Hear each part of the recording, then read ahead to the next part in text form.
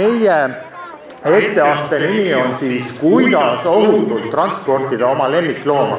Alustame sellest, et tegelikult iga autojuht on kohustatud oma lemmiklooma kas siis puuri või traksidega, transpordipuur on selle asja nimi, eks varustagi just lahti, jah? Jah, see on transpordipuur. Et on kohustatud oma lemmiklooma siis kas transpordipuuris ka või siis siia vastava turvavöö või rihmaga kinnitama, ehk et see on kohustus.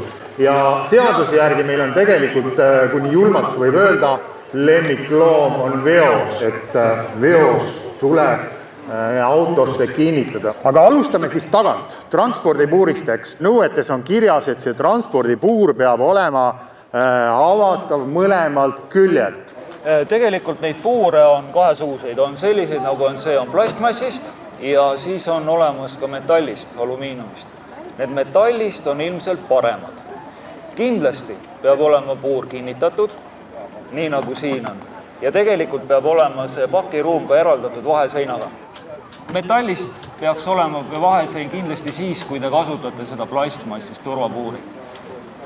Ja puuri puhul, puur peab vastama koera suurusele, aga alumiiniumpuurid on paremad, sest et kui vaadata neid katsetuste videoid, siis tihti peale seda tüüpi puurid kipuvad avariide puhul katki minema.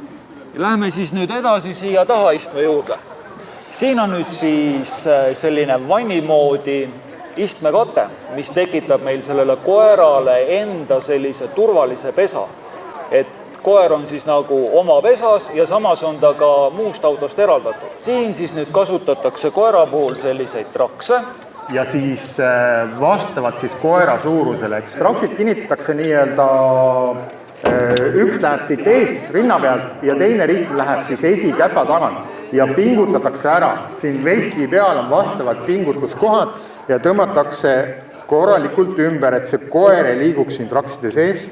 Pea tuli siit ilusti läbi, see polsterdatud osa jääb siia rinna juurde, teised traksid lähevad käppade tagant ja siis on meil siin selline rihm, millega ta käib nüüd sinna turvavöö kinnitusse. Et see annab koerale selle liikumisvabaduse ja mugavuse.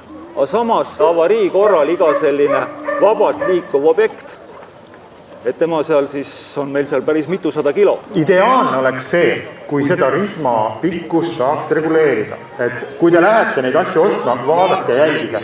Ja kordan veel, et siis kui see sama lemmikloom on pandud siia autosse, siis seal kõrval ei tohi olla reisija. Kui inimene nüüd kõrval on, ta on täiesti nagu ilusti paigal ja kõik on hästi ja midagi juhtu. Aga kui on kokkupõrge, siis see koer lendab kas kokkupõrke tagajärjel vastu esiisted või kui on külgkokkupõrge, siis ta lendab vot siit, ehk et tema tagakeha lendab hopsti sinna ette, ma lükkan nüüd teda sinna peremehe poole ja ta lendab talle sülle. Et kui on puur nii-öelda nõuete kohaselt kinnitatud ja siis ta ei lenda kuhugi, eks.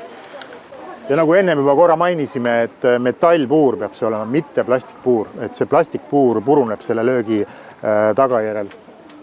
Ja nüüd, kui rääkida üleüldse autos lemmiklooma transportimisest, et siis siin on üks väikene tabelikene. Kui nüüd võtta näiteks 12.30 suvepäeval, siis siin autos on temperatuur 52 kraadi.